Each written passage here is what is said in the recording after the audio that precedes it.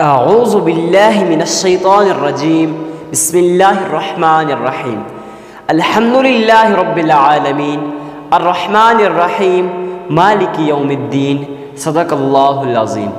میں گواہی دیتا ہوں کہ اللہ ایک ہے اور وہی عبادت کے لائق ہے، اور وہ تمام مخلوق کا پالنے والا خالق، مالک اور رازق بھی ہے۔ میں اس بات کی گواہی دیتا ہوں کہ محمد مصطفیٰ احمد مجتبیٰ رسول عربی صلی اللہ علیہ وسلم اللہ رب العزت کے بندے اور آخری رسول ہیں اور خاتم النبیین بھی ہیں۔ ہم سب کا یہ عقیدہ ہے، بلکہ تمام امت مسلمہ کا یہ عقیدہ ہے، ان کے بعد کوئی اور نبی نہیں آنے والا، نبوت کا دروازہ ان پہ بند ہو چکا ہے۔ معزز سامعین کرام، آج ہم آپ کے سامنے ایک ایسا پاورفل وظیفہ لے کے حاضر ہوئے ہیں۔ معزز سامعین کرام، جو شخص اللہ والے فرماتے ہیں، جو شخص یا غنی اور یا مغنی اس نایاب تسبیح کو اس طرح پڑھ لیتا ہے جیسے آج کی اس ویڈیو میں آپ کو پڑھ کے بتاؤں گا، آپ کو بتاؤں گا کہ کتنی بار پڑھنا ہے، کیسے پڑھنا ہے، کہاں بیٹھ کے پڑھنا ہے۔ اللہ والے فرماتے ہیں جو شخص اس تسبیح کو اس طرح پڑھ لیتا ہے، ساری زندگی ٹینشنوں سے، مصیبتوں سے، پریشانیوں سے، مشکلات سے چھٹکارا پا لیتا ہے۔ اور جو شخص یہ چاہتا ہے اس کا کاروبار جلد از جلد ترقی کرے، اگر آپ لوگوں کا کاروبار روز بروز ڈاؤن ہوتا جا رہا ہے، اگر آپ یہ چاہتے ہیں آپ کا کاروبار دن بدن ترقی کرے، بلندیوں پہ جائے، تو یقین جانیں آج کا یہ وظیفہ خصوصاً آپ لوگوں کے لیے ہے۔ آج کا یہ وظیفہ ان میرے بھائیوں، ان میری بہنوں کے لیے ہے جو یہ سوال کرتے ہیں، حضرت ہم مصیبتوں کے اندر گھرے ہوئے ہیں، حضرت بیماریوں کے اندر مبتلا ہیں، ٹینشنوں کے اندر مبتلا ہیں، کوئی ایسا راستہ نہیں نکل رہا کہ بھائی ہم مصیبتوں سے، پریشانیوں سے، ٹینشنوں سے چھٹکارا پالیں۔ تو میرے بھائی، آج کا یہ وظیفہ آپ لوگوں کے لیے بہت ہی اہم ہے۔ بلا ٹائم ویسٹ کیے شروع کرتے ہیں آج کے اس نایاب، مجرب اور آزمودہ وظیفہ کی طرف۔ معزز سامعین کرام، سب سے پہلے ایک بات آپ کو لازمی عرض کروں۔ دوستو، کافی زیادہ لوگ یہ سوال کرتے ہیں نا کہ حضرت ہمارے وظائف قبول نہیں ہوتے، اس کی کون سی وجہ ہے؟ میرے بھائی، آج کی اس ویڈیو میں آگے چل کے میں آپ کو یہ بھی بتاؤں گا کہ آپ لوگوں کے وظائف کیسے قبول نہیں ہوتے، آپ لوگ کون سی ایسی غلطی کرتے ہیں جس غلطی کی وجہ سے آپ کے وظائف اثر نہیں کرتے۔ معزز سامعین کرام، ویسے تو وظائف آپ کے اگر اثر نہیں کریں گے تو اور لوگوں کے تو اثر کریں گے، لیکن سوال یہ ہے کہ بھئی ہمارے وظائف اثر کیوں نہیں کرتے، ہماری دعائیں قبول کیوں نہیں ہوتی، ہماری مصیبتیں، ہماری پریشانیاں، ہماری ٹینشنیں جڑ سے ختم کیوں نہیں ہوتی؟ معزز سامعین کرام، سب سے پہلے تو میں آپ کو یہ بتاؤں، آپ نے ویڈیو کو اینڈ تک واچ کرنا ہے۔ اینڈ تک واچ کرنے کا فائدہ آپ خود ہی جانتے ہیں کہ بھائی آپ جب اینڈ تک واچ کرتے ہیں تو آپ لوگ ان تمام چیزوں کو کور کر لیتے ہیں، سیکھ لیتے ہیں۔ کون سی چیزیں؟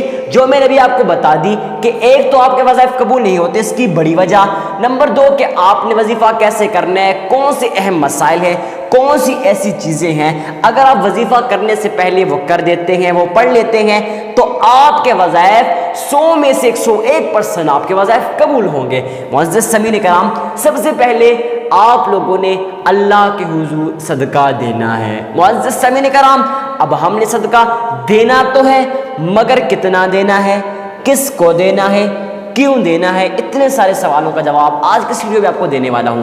سب سے پہلے تو آپ لوگوں نے صدقہ کیوں دینا ہے؟ آپ لوگوں نے صدقہ اس لیے دینا ہے۔ صدقہ دینے سے ایک فائدہ تو یہ ہے، فیوچر کے اندر، آنے والے کل کے اندر، آنے والے ٹائم کے اندر آپ پہ جو بھی مصیبت آنے والی ہے، جو بھی پریشانی آنے والی ہے، جو بھی ٹینشن آنے والی ہے، وہ بلائیں، وہ مصیبتیں، وہ پریشانیاں، وہ ٹینشنیں جڑ سے ختم ہو جاتی ہیں۔